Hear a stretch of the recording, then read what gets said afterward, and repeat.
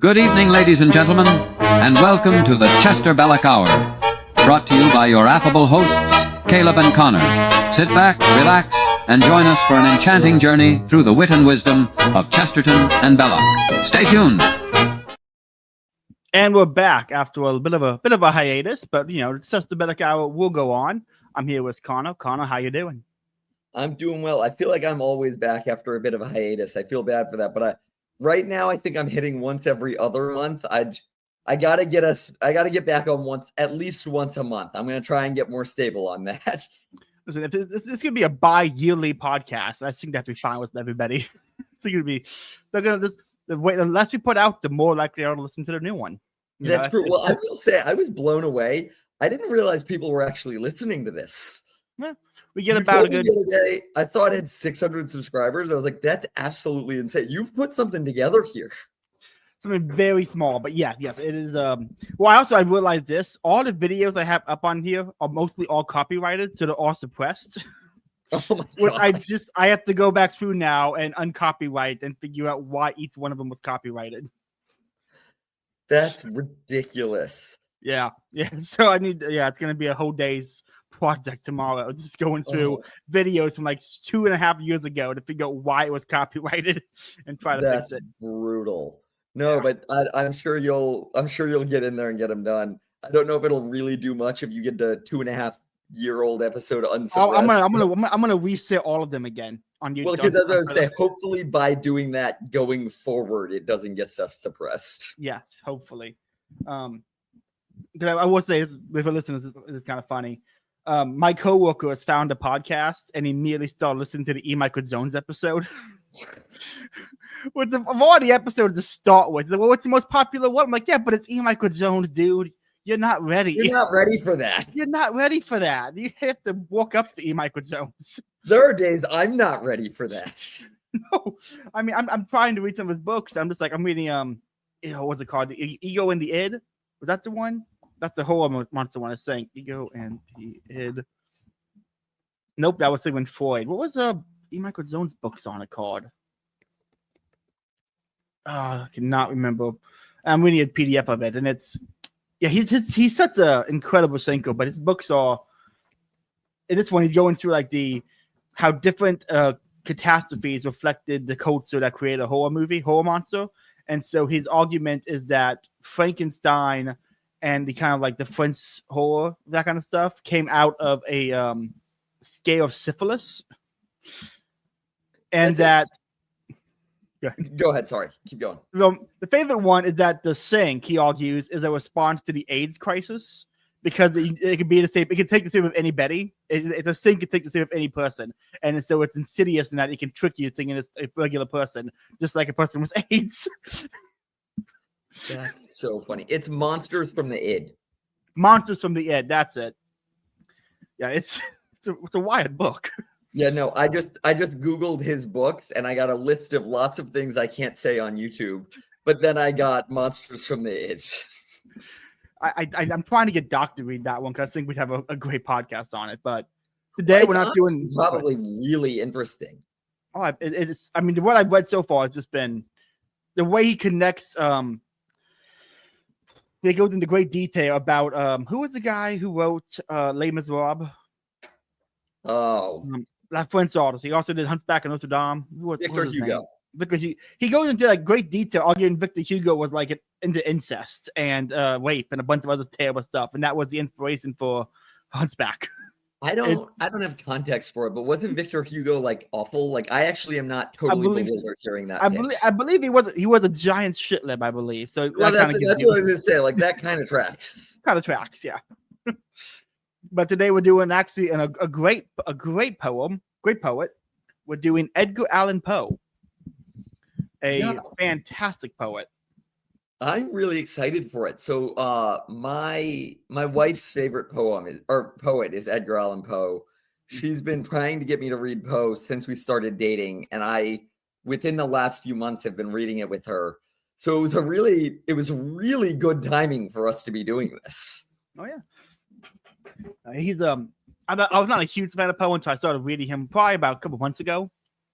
One thing I would say about Poe that I really like with his poems is that they feel like poetry. And what I mean by that is some poems, like poetry is a wide branch. You know, you have people say the Iliad, Dante's Inferno, and then like a 2-line hymn is all qualifies as poetry. And to a extent it does, but here's how I put this. It feels like when you talk poetry in school, it feels like that, where it's like, oh, this rhymes, there's the alliteration. It feels like very easy to get into poetry. The way I describe it, because I've been, like I said, I've been reading it with my wife the last little bit, and when we'll read like one poem each night. We haven't for a couple of weeks, but when we were reading like one poem each night. And when we would, I would say that the way Poe writes forces you to read the poems how they were intended to be written or intended to be read. Like the structure of it, you don't need to know how to read poetry. If you say the words, they just come out how they're supposed to sound for a poem. Like, especially his poem, I don't think we're going to, although I guess I don't know which ones you picked. I didn't pick this one for today, but his poem, The Bells, it has a lot of repetition of certain words, but I just like accidentally read it with a rhythm to it because he writes it so structured as a poem that it just rolls off the tongue like a poem. Which is why I think he's a good poet for people who want to get into poetry. You know, he's a good poem just to kind of, you know, read it. Okay, I tell everybody this: when we start reading poetry, you have to read it out loud.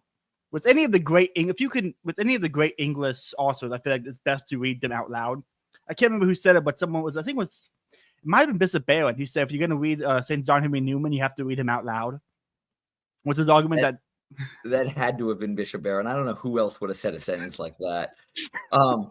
No, I've never actually heard that. I have never read John Henry Newman out loud.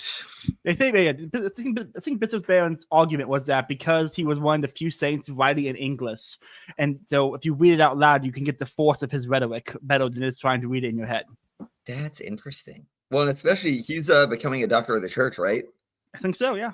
Yeah, I'll have to go back and read some stuff out loud because of that. But so before we get into Edgar actual Poe poems, I want to go to a quick little biography for listeners who might not know who Poe is. This will be very short. I'm not going to even touch on his deaths, really, because that's still a mystery, and I don't want to get conspiratorial trying to pinpoint the demon that caused it. That is my belief. I read it for 5 seconds. I'm like, yeah, mysterious deaths, gossip guy, demon, obviously. But Edgar Allan Poe, he was born late 1800s. The son of 2 actors. So let's just keep that in mind. Of course, the actor dad abandoned him. And then the actor mom died. Then with David Poe and Eliza Poe. After the mom died, the family was split up from his siblings, and he went into be had foster care and adopted by John and Frances Allen, who were tobacco farmers in Virginia. Right? I hear they were quite fond of my book, actually, for what it's worth. But keep going. Yes, I'm absolutely sure. They praise it in all the notes. So Poe goes to university. He only lasts about a year before we decided to drop it because one, he's spending all the money he's getting on drinking and gambling, and so he has massive gambling debts and bar tabs. And his stepdad won't give him any more money to pay for university. Despite this, he still takes a name, his last name. That's how we get Edgar Allan Poe. It's his first last name and his parents' last name. He joined the army for about 2 years. He lied about being 22. He's only 18, and he joined the artillery for about 2 years before he dropped out. And he just started writing poetry. I will say, I think it's very funny that when he was in college, university, it was a regular occurrence for him to just disappear for a few days because he'd go on a bender and wake up in a town with no idea of how he got there and no money, and have to try to figure out how to get home. That feels very American, you know. And I appreciate that about him. Well, that's one of the things about Poe that's so interesting is he does feel very American. Like we're talking about, he went to university, and like so many people we talk about on the show, we say that, and it's insert some city in Europe that most of us haven't heard of. It's some small town or something, but Poe went to the University of Virginia. Like he went, and I'll watch Chandler Morris and lead them in a football game in 2 hours. Like he went to universities we're familiar with. The NFL has a team. He's from Baltimore, so the Baltimore Ravens are named after his poem. Like he is very American. Really? Know that? Yeah. No, That's that's awesome. why the Baltimore Ravens are called the Ravens. Oh, that's sick as hell, dude. Yeah, like he's sick very as hell. American, and America is very him, even in like our modern Yes. history. Like the biggest things we celebrate today, we may not know the history, but they're there and influenced by him. I would say he is a great embodiment of the American Gothic whimsy. Yes. I talked about this doc on the podcast, and it'll be up on it's in the Halloween special if anyone wants to listen to it. I'm going to put out the single episode later. But no, the American sense of whimsy is much more Gothic and dark than the European sense. And I think that's something that's really you could find embodied in Poe's poetry. Oh yeah. Well, and then while we're still on his biographical tidbit before we move on, the other thing really interesting about him is that he's considered the father of detective stories. Like if you Google without his name, father of detective stories, Sir Arthur Conan Doyle will not come up. It will come up with Edgar Allan Poe. And in fact, if you go read his detective stories, you will realize they came before Sherlock Holmes, and Sherlock Holmes is a carbon copy ripoff of some of Poe's detective stories. Like Holmes and Watson, you can literally find in his story. They are direct ripoffs of Poe's detective stories. It's actually, do we have any movies or TV shows following the Edgar Allan Poe detective stories? Not that I know of. I'm looking at my wife, and she doesn't know it either. She's a big Poe fan, but she's not a big TV person, so that doesn't really narrow it down. I will say she and I literally have been watching tons of Sherlock Holmes the last 2 weeks. I gotta ask, what's one? Like the BBC one or BBC and Robert Downey Jr. We've watched both. Okay, those are the good ones, I would say. I did not remember how good the Robert Downey Jr. ones are. Mm-hmm. I love them, and I love Jude Law as Watson. Jude Law's underrated, young Pope.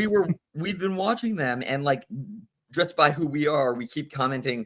I'm obviously a Father Brown guy, and she is very fond of Poe's detective stories. And she'll get like frustrated because she'll just be like, he stole that straight from Poe. And I'm like, no, he did not steal that. And she'll pull out like everything Arthur Conan Doyle wrote is from Poe. Wow. And then on the flip side, I'll be sitting there like, well, Chesterton stole none of this from Arthur Conan Doyle or from Poe because Chesterton's detective is completely the opposite of Sherlock Holmes. Yes. I will say I found this, if a listener might find this funny. I had ChatGPT compare different fictional detectives to see who would be like the best at solving a case because I was bored, and it gave me like multiple paragraphs of how Sherlock Holmes would be arguing with Batman and all these other nonsensical sayings, and in the end, while they're all bickering, Father Brown just solves it by just praying. Was how the ChatGPT gave me the answer. Oh my gosh, no! I love Father Brown so much. But if I were stranded on a desert island and I got one book, it would be the Father Brown stories, and that's why Father Brown's so good, is because he's I don't want to call it the Sherlock Holmes archetype because I know it was Sherlock Holmes was stolen from Poe, but the Sherlock Holmes archetype has become every detective ever. Mm-hmm. Whereas Father Brown is like every detective ever is this like pseudo autistic man who really just has a sixth sense for like the facts of the case and hates people. That's all of them. That's everything straight up to like if you turn on TNT right now, whatever is on air on TNT right now will meet that criteria. House, the TV show House, Psych, all of them. Mentalist, all of them. Whereas Father Brown does not really care about the case and just kind of knows the people involved and is just kind of hanging out. And he's not like bored looking for a hit. He's just very interested in people, which is the every single detective story, they hate people but love facts. Father Brown doesn't really care about facts and loves people. It is so much more fun. But I will stop rambling about Father Brown because this is the Poe episode. We will need to do an episode eventually on like pick 2 or 3 Father Brown mysteries and just talk about those sooner or later. I will do that any day of the week. I love the Father Brown mysteries. Fantastic. I can't wait. So one thing I do want to say on Poe's death is that let me find the article here just to make sure I'm getting it right. Here it is. The Poe toaster is a pseudonym we use to describe a unidentified person who every year shows up and makes a toast at the gravesite of Edgar Allan Poe, leaves half a bottle of cognac and 3 red roses. And then he did it every year. And in one year, he wears a scarf to hide his face or a hood. And in one year, he left a note saying the mantle passes on. And then a new guy was doing it the next year. And it was going all the way from when Poe died to 2010, where it suddenly just stopped. No one's doing it anymore, which is very upsetting to me that it just stopped. The mystery is never solved. Of his death? January 13th, I want to say. Let me make sure. And where's he buried? In Baltimore. Okay. January 19th. January 19th. When's Martin Luther King Day? They'll give me more reasons to dislike that guy. It's also January 19th, but I was going to say that means I've got a long weekend. I might be seeing credit for if anything arises that weekend, but I'm just throwing that out there. Yes. But I love that about Poe, is that the Gothic and the mystery and all that stuff about his poetry inspired a guy. We have no idea why or who he was, but every year he would just go to the grave, leave a half bottle of cognac, make a toast, and he would to begin with, he had a top hat and a black scarf to hide his identity. I think that's very whimsical. Well, incredible. And the best part about it is it means he drank a half bottle of cognac. Yes. In 2011, someone tried to do it again, but they didn't leave the roses in the right spot, and they left the bottle of Hennessy instead of the normal brand, so they think it was a different guy trying to pick it up. But I just love the idea that it's some black guy who loves Edgar Allan Poe, and it's like, well, it's cognac. There's just some black nerd who loves Gothic poetry. Ravens fan. He's actually never read the poetry. He's just like, thanks for the team name, bro, and he just leaves the Hennessy. That'd actually be pretty cool, actually. That'd be pretty great. It'd be very fitting for Baltimore, too. Yes. But that's the autobiography I have. Before I do poetry, do you have a wine you want to share today? Or? So I'm having a slow start to my day. I'm still on my coffee, although it's 7 Weeks Coffee. So shout out to them. It's a pro-life coffee brand. Oh, nice. I am drinking a Bartonuna. It's an Italian Moscato. It is the cheapest one you could find at Publix, and it's quite good.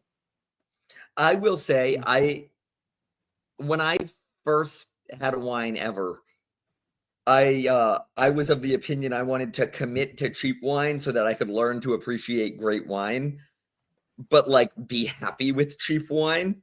I learned no appreciation. There is no difference between cheap wine and great wine, and I won't apologize for that. Yeah, I can't tell the difference either. I've had $30 Moscatos and $11 Moscatos. I really can't tell the difference. I've had wines I don't like, but I'm not a big port guy, to the great chagrin of the namesake of our podcast.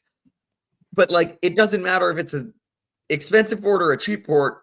Expensive port versus a cheap any wine I do like. I'll pick the cheap one every time. There are categories I don't like, but there are not levels I don't like. Yeah.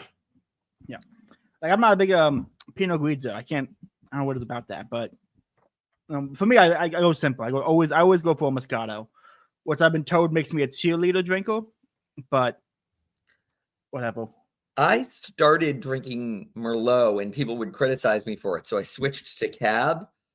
And I regret that switch. I should not have let myself be bullied into it. I'm proud of you for sticking to your cheerleader drink. Well, I am routinely, you've seen the group chats. I am routinely mocked for my taste in alcoholic beverages. That's fair. Well, in reality, the only alcoholic beverage that actually exists anywhere in the world is Guinness. So none of the rest of the conversation matters. All right. You want me to go first since I have 3? Go right ahead. All right, so my first one is The Raven. I'm not going to give too much backstory to it. The Raven is Poe's most famous poem. As we already addressed, it is the namesake of the Baltimore Ravens in the NFL. But we can't talk about them much because they beat the Dolphins on Thursday, so I might kill myself on air. Luckily, I've gotten used to losing as a Dolphins fan. But I didn't think we could do a Poe episode without doing The Raven, and I knew I was going to do 3, so I was like, I've got to have The Raven be one of them. So with that, I'll get right into it. Once upon a midnight dreary, while I pondered weak and weary over many a quaint and curious volume of forgotten lore. While I nodded, nearly napping, suddenly there came a tapping, as of someone gently rapping at my chamber door. "'Tis some visitor," I muttered, tapping at my chamber door. "Only this and nothing more." Ah, distantly I remember, it was in the bleak December, and each separate dying ember wrought its ghost upon the floor. Eagerly I wished the morrow, vainly I had sought to borrow from the books surcease of sorrow, sorrow for the lost Lenore, for the rare and radiant maiden whom the angels named Lenore, nameless here forevermore. And the silken and sad, uncertain rustling of each purple curtain thrilled me, filled me with fantastic terrors never felt before, so that now, to still the beating of my heart, I stood repeating, "'Tis some visitor entreating entrance at my chamber door, some late visitor entreating entrance at my chamber door. That it is, and nothing more." Presently my soul grew stronger, hesitating then no longer. "Sir," said I, "or madam, truly your forgiveness I implore, but the fact is I was napping, and so gently you came rapping, and so faintly you came tapping at my chamber door, that I scarce was sure I heard you. Here I opened wide the door, darkness there and nothing more. Deep into that darkness peering, long I stood, that wondering fearing, doubting, dreaming, dreams no mortal ever dared to dream before. But the silence was unbroken, and the darkness gave no token. And the only word that was there spoken was the whispering word, Lenore. This I whispered, and an echo murmured back the word, Lenore, merely this and nothing more. Back into the chamber turning, all my soul within me burning, soon I heard again the tapping, somewhat louder than before. "Surely," said I, "surely that is something at my window lattice. Let me see, then, what thereat is, and this mystery explore. Let my heart be still a moment, and this mystery explore. 'Tis the wind, and nothing more." Open here I flung the shutter, when with many a flirt and flutter, in there stepped a stately raven of the saintly days of yore. Not the least obstinance made he, not an instant stopped or stayed he, but with mine of lord or lady, perched above my chamber door, perched upon a bust of Pallas, just above my chamber door, perched and sat, and nothing more. Then the ebony bird beguiling my sad fancy into smiling, by the grave and stern decorum of the countenance it wore. "Though thy crest be shorn and shaven, thou," I said, "art sure no craven, ghastly grim and ancient raven, wandering from the nightly shore. Tell me what thy lordly name is on the night's Plutonian shore." Quoth the raven, "Nevermore." Much I marveled this ungainly fowl to hear discourse so plainly, though its answer little meaning, little relevancy bore. For we cannot help agreeing that no living human being ever yet was blessed with seeing bird above his chamber door, bird or beast upon the sculpted bust above his chamber door, with such a name as Nevermore.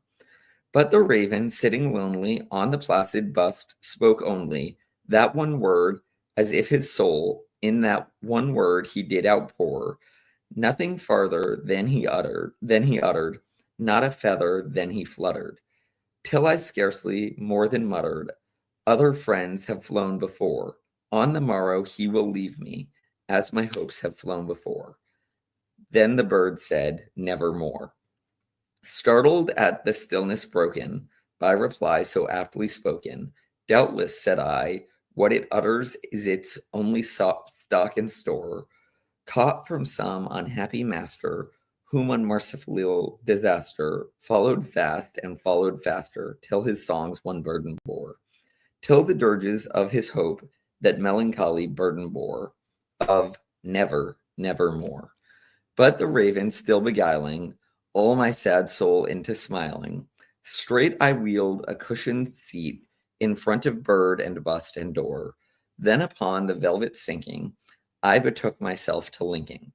Fancy unto fancy, thinking what this ominous bird of yore, what this grim, ungainly, ghastly, gaunt and ominous bird of yore, meant in croaking nevermore. This I sat engaging in guessing, but no syllable expressing, to the fowl whose fiery eyes now burned into my bosom's core. This and more I sat divining, with my head at ease reclining, on the cushion's velvet lining, that the lamplight gloated o'er, but whose velvet violet lining, with the lamplight gloating o'er, she shall press, nevermore. Then methought the air grew denser, perfumed from an unseen censer, swung by angels whose faint footfalls tinkled on the tufted door. Wretch, I cried, thy God hath lent thee. By these angels he hath sent thee. Respite, nepenthe, from thy memories of Lenore. Quaff, O quaff, this kind nepenthe, and forget this lost Lenore. Quoth the raven, nevermore. Prophet, said I, thing of evil, prophet still, if bird or devil. Whether tempter sent, or whether tempest tossed thee here ashore, desolate yet all undaunted, on this desert land enchanted, on this home by horror haunted, tell me truly, I implore, is there balm in Gilead? Tell me, I implore. Quoth the raven, nevermore. Prophet, said I, thing of evil, prophet still, if bird or devil, by the heaven that bends above us, by that God we both adore, tell this soul with sorrow laden, if within the distant Aden, it shall clasp a sainted maiden, whom the angels name Lenore. Clasp a rare and radiant maiden, whom the angels name Lenore. Quoth the raven, nevermore. Be that word our sign of parting, bird or fiend, I shriek upstarting, get thee back into the tempest and the night's Plutonian shore. Leave no black plume as a token of that lie thy soul hath spoken. Leave my loneliness unbroken. Quit the bust above my door. Take thy beak from out my heart, and take thy form from off my door. Quoth the raven, nevermore. And the raven, never flitting, still is sitting on the pallid bust of Pallas, just above my chamber door.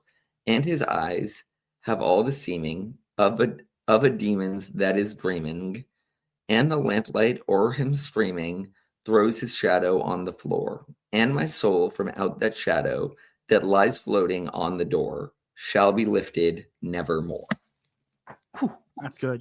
It's so good. Well, and again, that's an exact example of what we were just talking about. I mean, think about, I made a lot of stutters and misspeaking while I said that, but anyone who has listened to more than one episode of the ChesterBelloc Hour, think about how poorly I normally read Chesterton's poetry and how much I stutter over myself.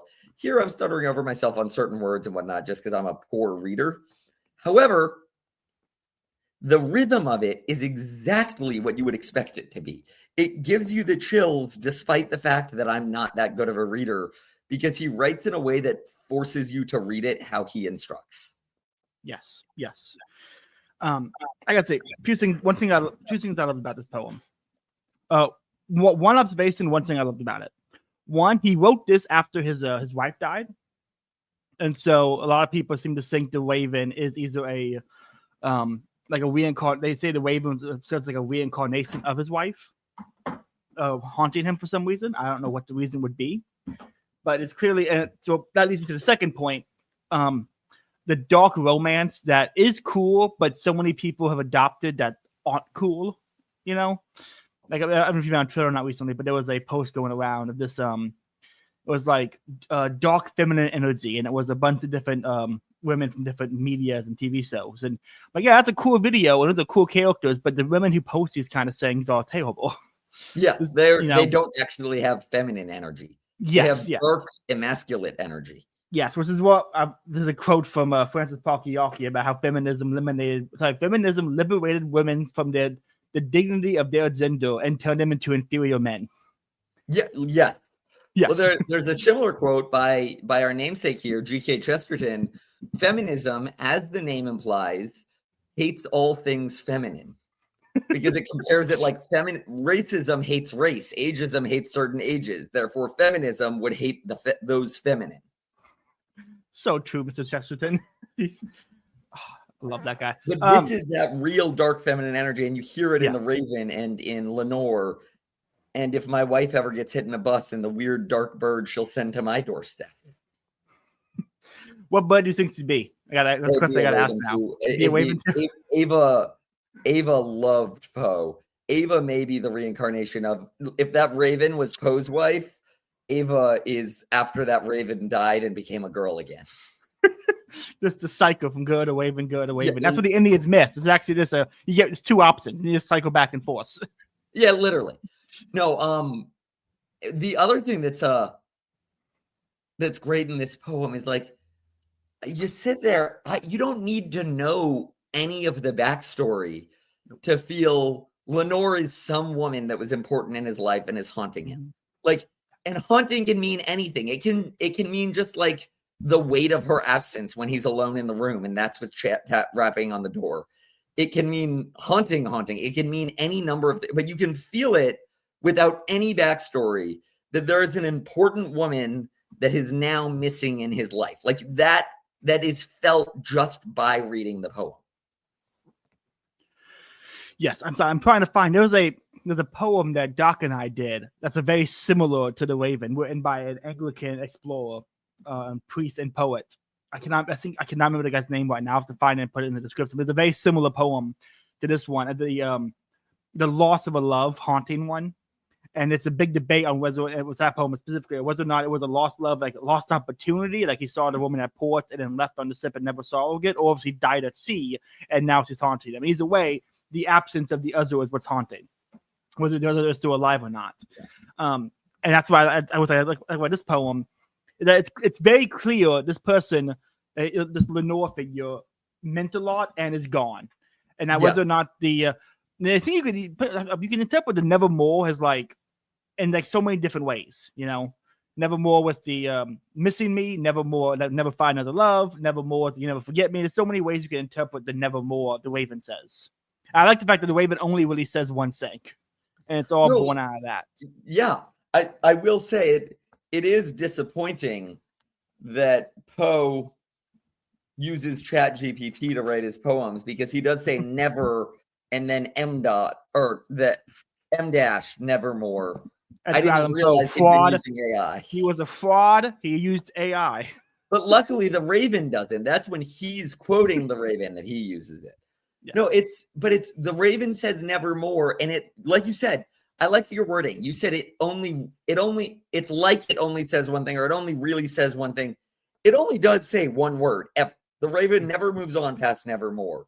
But despite that, the Raven answers the question, every approach it answers differently, despite the fact that it's the same word every time. Yeah. Oh, it's great. That's a good one.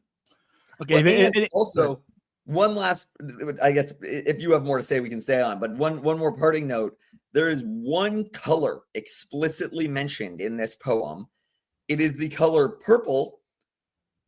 Guess what? Guess what the NFL Baltimore Ravens color is?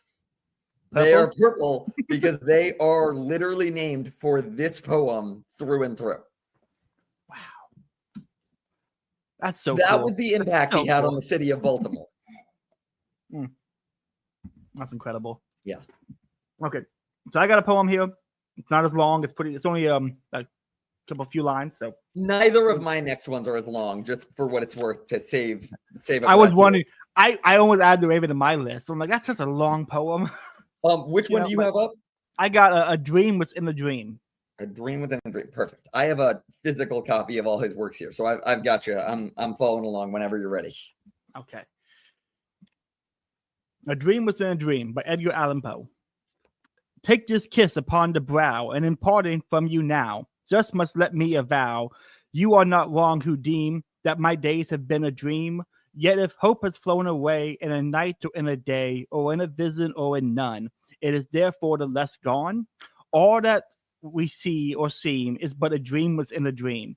I stand amid the roar of a soft tormented soul, and I hold within my hand the grains of golden sand. How few, yet how they creep through my fingers to the deep, while I weep, while I weep. Oh God, can I not grasp them with a tighter clasp? Oh God, can I not save one from the pitiless waves? Is all that we see a dream, but a dream within a dream? I love his repetition so much. Yes, it's so good. I write my own poetry from time to time, and I'm certainly not as good at a lot of things. And I've tried to put in repetition, and like every now and then I can get away with sort of like a Nevermore style repetition where like I can do the last line of each stanza has repetition to it. But I have never been able to quite get my finger on the while I weep, while I weep. Like the literal back-to-back repetition, he does it so well. Yeah, I don't know. I've tried that as well when I write poetry, and it's hard to get it in there where it flows, you know, and he makes it flow so well. Well, and on top of it, it's I use Joseph Pierce's quote a lot, especially when you have Belloc's short little poems, that Joseph Pierce defined a poem as anything in which every word is intentional and no word is wasted. So that's why you talked earlier about how wide a range that is. Like an epic poem like the Iliad or the Odyssey, like that's true. It's just a lot of words. Whereas like a 2-line poem, that's obviously true.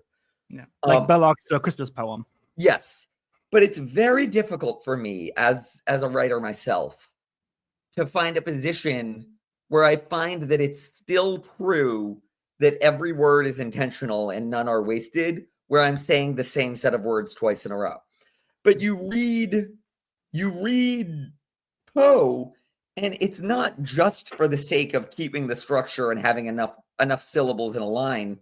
It really is a level that was needed to be said twice. While I weep is different than while I weep. Like yes. The extra words are not wasted. They are very intentional. And it's a much more impressive thing to do than people think, because anyone can write a sentence and hit copy and paste. Mm-hmm. It's another thing to do to write it and to need the repetition in a way that this does. He does a really good job with it. Mm-hmm. Like I say, this is obviously not what Poe was intending with this poem, but when I read this, I start thinking of Jean Baudrillard's Simulacrum in the Desert of the Real. Everything is a simulacrum of a simulacrum. Nothing is real anymore. There's a very much a you could find a connection between this and like postmodern thing. It's most postmodern thought, and the dream was in the dream, the simulation was in the simulation, the simulacrum of the simulacrum. It's hard not to make that connect. And the reality is, when you put a poem out in the world, you're giving it license to mean more than you intended. Yes, and that's very much there. I also have to say, So I got married this year, so maybe and my wife loves Poe, so maybe I'm just reading it into it. But like having just read the poem about him losing his wife, I can't help but read her into it too, of like, how, like my days have been a dream. Like this whole thing, like a longing. I don't know if this was written after his wife died or not. I don't know the context of it. But again, like I read that same longing for his wife in this poem. It was written on let me get it back up here. It was written a year after she died. Yeah. Okay. So I'm not crazy here. No. I wonder if like the dream was in a dream is that he's dreaming about being with her again, but in here when it gets to like the sand going through the fingertips, that he's losing her again. So it's a dream. It was in a dream where he's losing her again in the dream. So it's like a repeat of the loss. That's 100% what I feel when I read it. And again, just the how easy that was to read, you know, that was it flows right off the tongue. It's just a simple, the alliteration is just on point. Yeah, absolutely. Wow. All right. So I'm ready with my next one if you don't have anything more on this one. Let's do it. All right. So I am giving you a little context before this one, but not about the poem itself, but instead about actually my experience with the poem. So I'm reading Annabel Lee. Annabel Lee is another another one that has that theme of love, loss, and the supernatural. Like that's obviously common through a lot of Poe. It's the first Poe poem I ever read with my wife. In fact, I read it when we had only been dating for a few months. And I'm actually looking in my room right now in our living room above our bookshelf. This poem is framed on the wall. So this is an important one just to my family because of that. What'd you say? It's also, my wife is suggesting that I remind that it is also like the Raven, one of his most famous ones.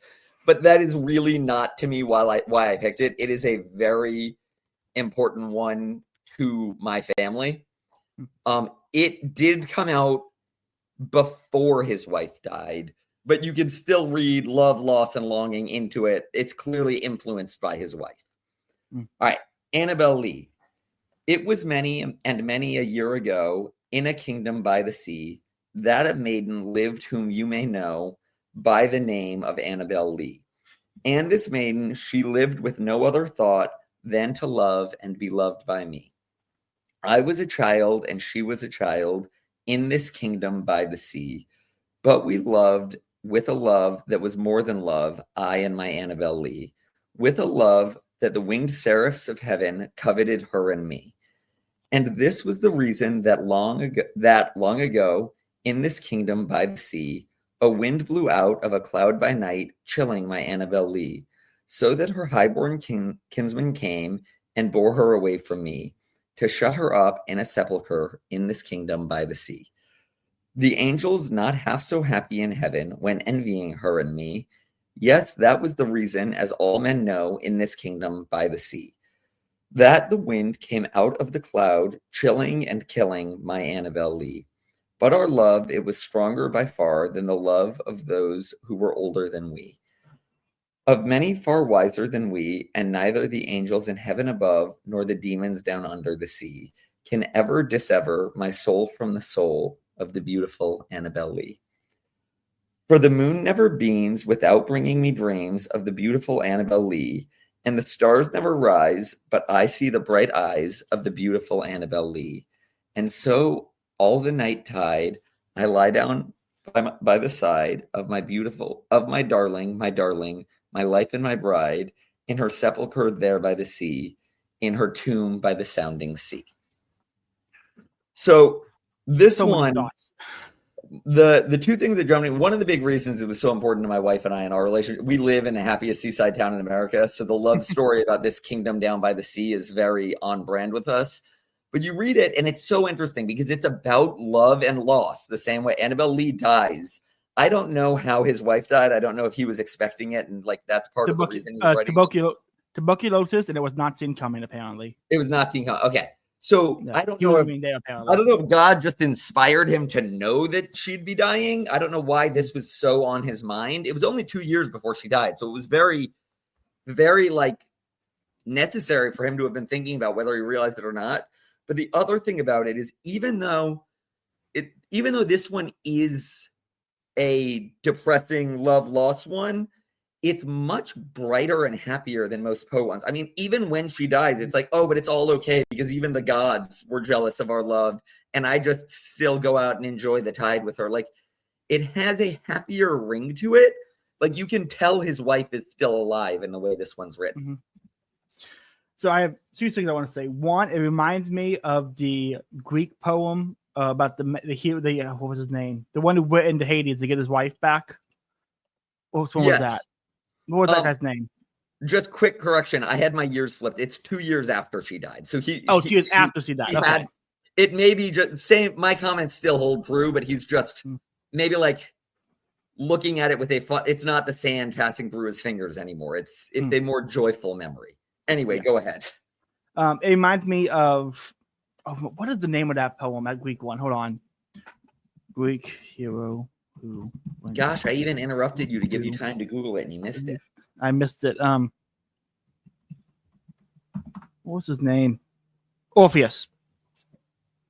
It reminds me of Orpheus a bit, with the gods and the angels interfering with the love, and him still being tied to her despite her not being present next to him.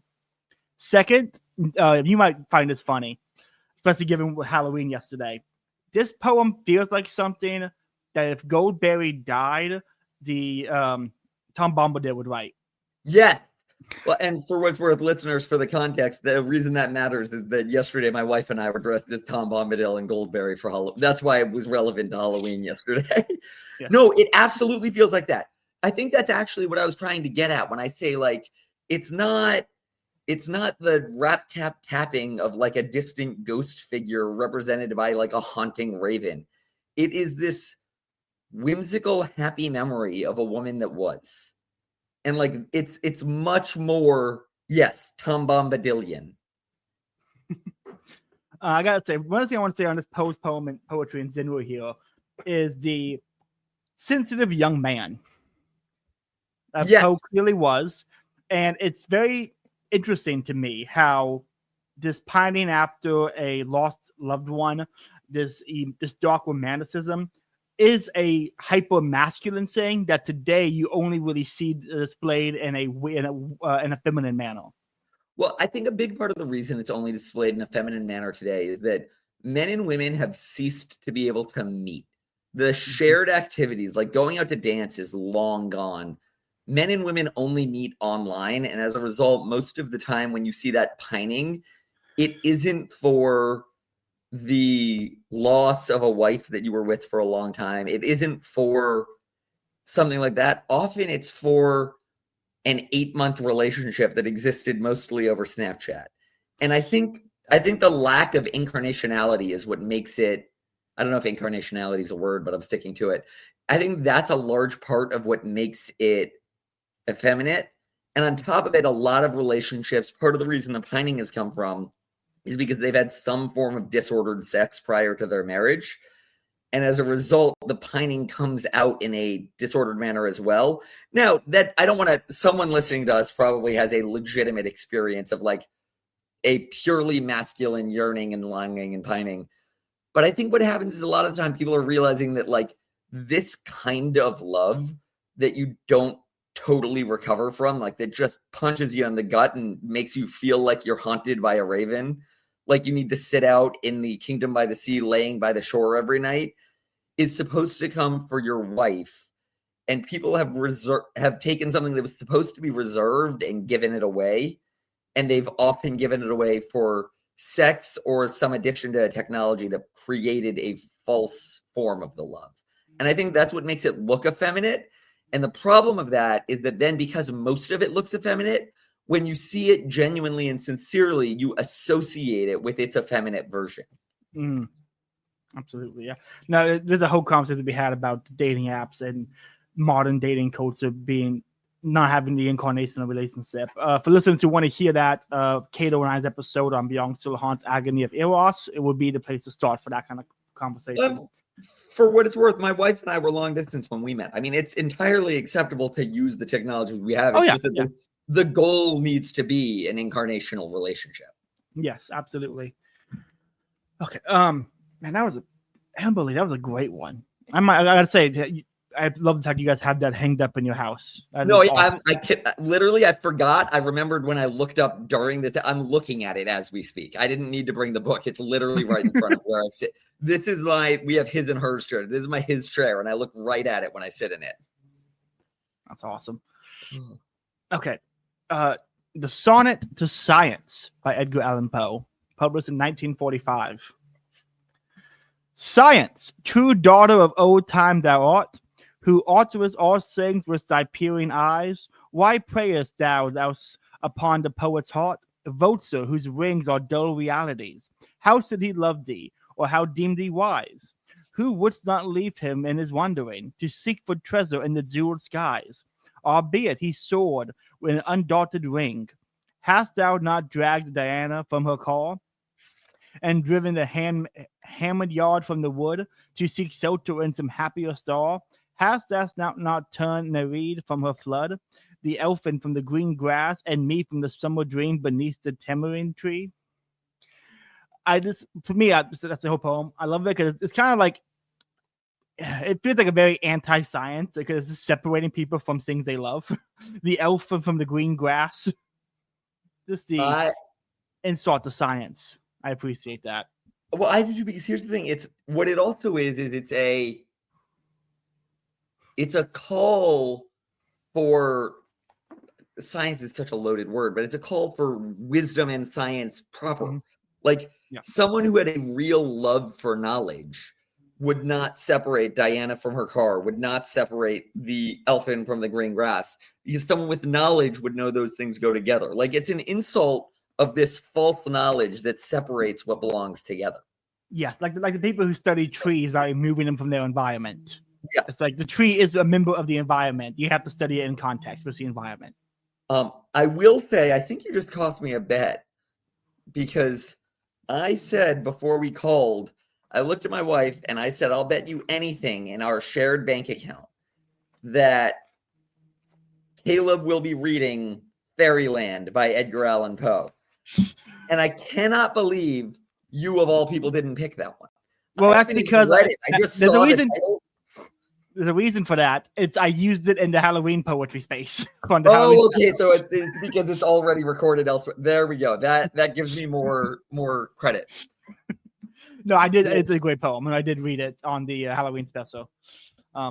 So with my little joke aside, I love you talk about it kind of attacking science or that like false love for knowledge compared to a real love for knowledge. Nothing in this whole thing hits harder than why prayest thou thus upon the poet's heart, vulture whose wings are dull realities. I love that so much. I want that on a bumper sticker. No, that would be a great bumper sticker. Well, because I think of it makes me think of like you read Plato and he uses paganism to describe certain philosophies he believes. Like he uses their stories, and like certainly Dante in his Inferno leans on Greek mythology a lot. And only a scientist could look at that and say, well, that's not true, and miss the meaning. Like it takes only some vulture whose wings are only dull realities to miss the greater, grander reality than the dull reality of what's in front of you. It is such a good line there. It is. It's. I was reading this and I'm like, man, Poe and C.S. Lewis would have loved Hating on Science. Because as this podcast has said before, and we'll say again and again, scientists are worse than lawyers. Scientists are worse than politicians. Scientists are the bottom of the barrel. I agree. Brought to you as a man whose college tuition was paid for by a lawyer and politician. So, no, it's science, but because here's the thing: there's no such thing as a scientist. Like a scientist is a made-up job at this point in reality. When you think about it, scientists should be. I mean, philosopher is one who loves wisdom. That is what philosophy translates to. It is the study of first things. Nowadays, the average scientist, first of all, is completely unaware of first things. And second of all, is so completely specialized that he can't love knowledge as a whole. Yeah. He can only love his particular super specific field of being an expert in the third foot of tree branch on a specific type of tree, cannot connect it to the larger universe at large, and cannot love the rest of knowledge because he doesn't spend any time on it, and is so built in that he can't know the first things because he only looks at that. And ultimately, I mean, it gets back to what we were saying about dating apps, but instead about knowledge, it's completely not incarnational. It is textbook knowledge and internet knowledge of a particular tree frog without any knowledge of how the tree frog fits into the greater picture of creation. I want to read this quote real quick from Jacques Maritain book, Education at the Crossroads. Go for it. Here we see from the outset the two most general misconceptions against which education must guard itself. The first misconception is a lack of disregard of ends. If things are linked and cultivated for the sake of their own perfection and not as means alone, to the very extent they cease to lead to the end, and art loses practicality. Its vital efficiency is replaced by a process of infinite multiplication, each means developing and spreading for its own sake. Talking about the hyper focused and never seen the, like you study one branch, you say there's another science studies the leaves, there's another science studies the branch. No one actually studies the tree. No, yeah, 100%. Hold on, I'm trying to find something with St. Thomas real quick. I might not be able to get it up in time, so I might just have to paraphrase it. No problem. I can vamp and fill time if you need to take them into search. What'd you say? I'll vamp and fill some time while you search. Go for it. That's one of the things that with science and education, this has been a real problem. Is like this is actually becoming a apparent and acute problem in modern science, specifically in regards to AI. Is that the people who work on AI are so separated into the hyper niche field of the AI studies that they aren't really communicating besides like a seminar once a year. That you have people, the ideas don't miss at all. And we see this appearing more and more in different fields. As a surveyor, I deal with this when the blueprints don't ever match what the construction people are doing because they can't, because they don't want to understand what's on the ground. And so I'm having to survey something. And like, yeah, we need a ditch here. I'm like, well, you're on an elevated platform already. Like, this is already the berm that's higher than the ditch. You made these plans without any information to what's actually on the ground. You made it purely conceptual. And now you're having these guys build a ditch when there's already a ditch 5 foot to the left. You just extend it a little bit and the whole thing will be fine. It's a separation of like Mariton talks about. It's a removal from ends and it's hyper focused and it just keeps multiplying because every new discovery has to have its own niche field in that section, and it just keeps multiplying and multiplying and multiplying. When you have, instead of having one science, there's no more. This is not only because of this, it's why we don't have like the polymaths or the people who are, like the 20th century philosophers and academics who are, experts in a little bit of everything. We now have this so extreme that we don't even have like evolutionary science. There's no such thing as an evolutionary scientist. There is evolutionary psychology, there's evolutionary biology, there's evolutionary this, evolutionary that, evolutionary this, blah, blah, blah, goes on and on and on. And they don't really communicate to each other anymore because there's so many of them. And so much of the science isn't even being done. It's just a patronage network so people can get jobs out of college. And so it's not even science being done by scientists. It's just jobs handed out as they continue to proliferate field after field after field to staff more people from these dying institutions we call college. 100% agree to most of what I listened to while I was Googling, trying to half listen as well. I did find at least roughly what I was looking for, so that was perfect vamping. What I was going to say... customers over here. Yes.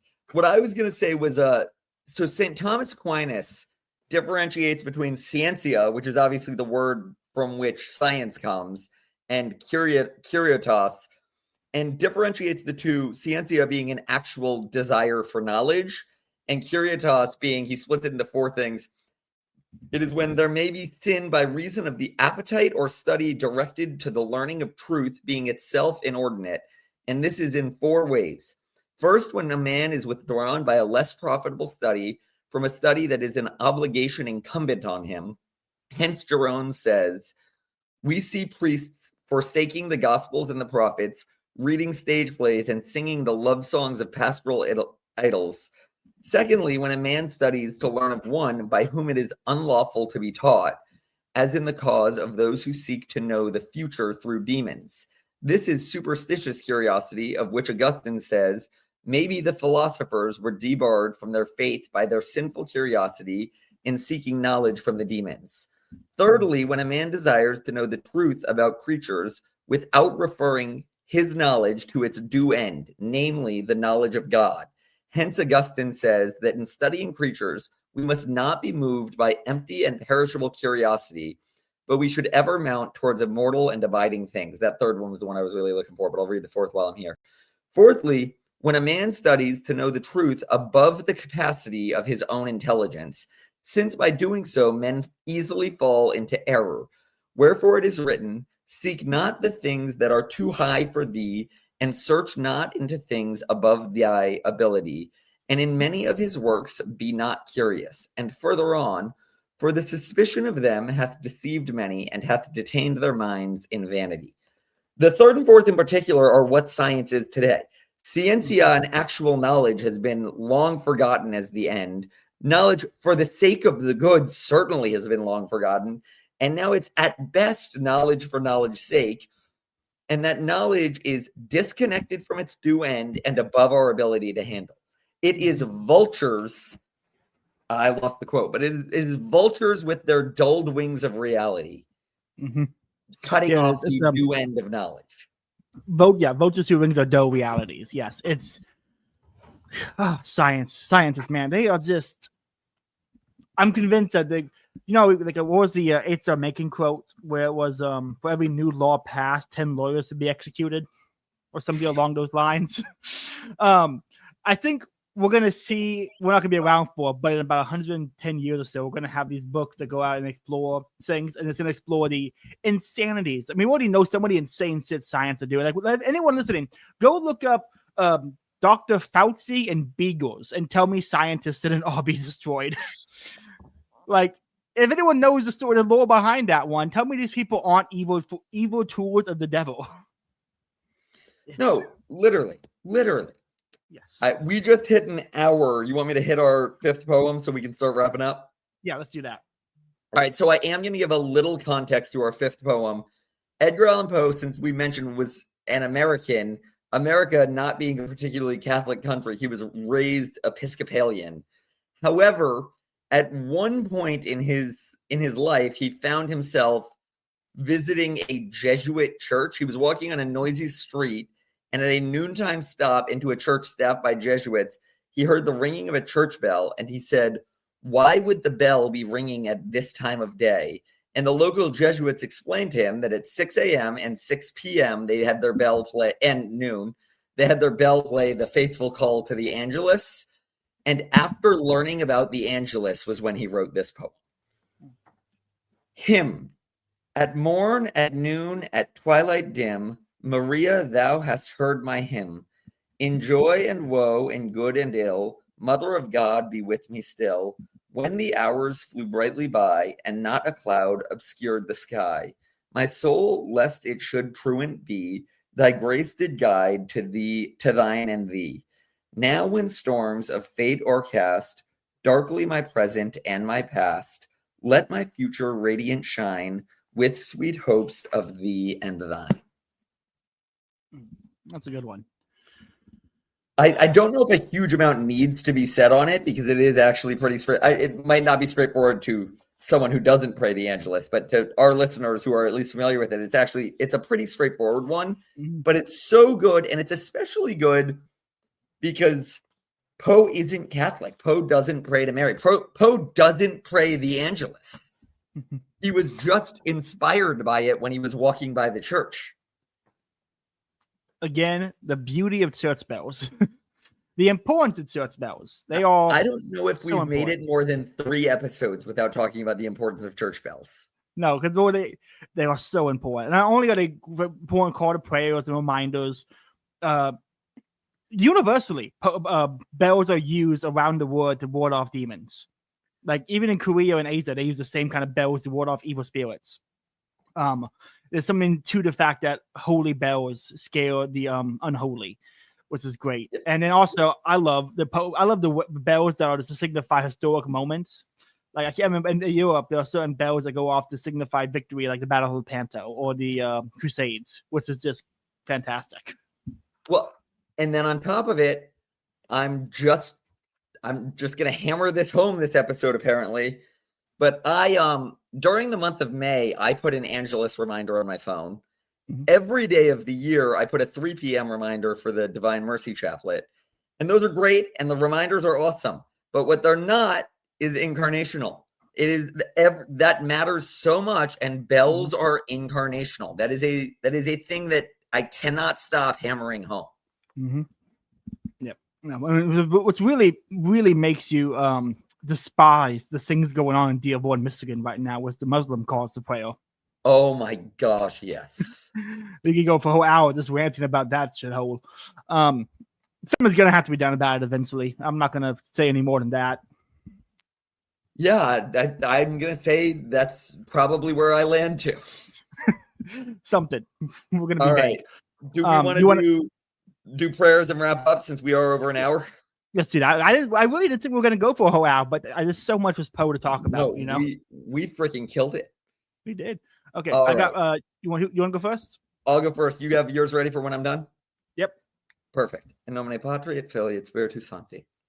God our Father, you filled the life of your servant Gilbert Keith Chesterton with a sense of wonder and joy, and gave him a faith which was the foundation of his ceaseless work, a charity towards all men, particularly his opponents, and a hope which sprang from his lifelong gratitude for the gift of human life. May his innocence and his laughter, his constancy in fighting for the Christian faith in a world losing belief, his lifelong devotion to the Blessed Virgin Mary, and his love for all men, especially for the poor, bring cheerfulness to those in despair, conviction and warmth to lukewarm believers, and the knowledge of God to those without faith. We beg you to grant the favors we ask through his intercession, so that his holiness may be recognized by all, and the church may proclaim him blessed. We ask this through Christ our Lord. Amen. Heavenly Father, source of our holiness, you raised up within the church in every age men and women who serve with heroic love and dedication. You have blessed your church through the life and ministry of your faithful servant, Archbishop Fulton J. Scene.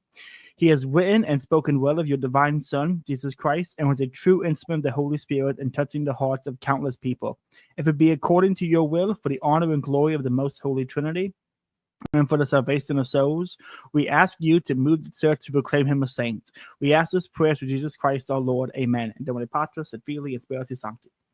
Well, and those of you at home, especially if you want to look up those prayers, I know mine's at chesterton.org. I'm sure if you just Google Fulton Sheen prayer for canonization, you can find it as well.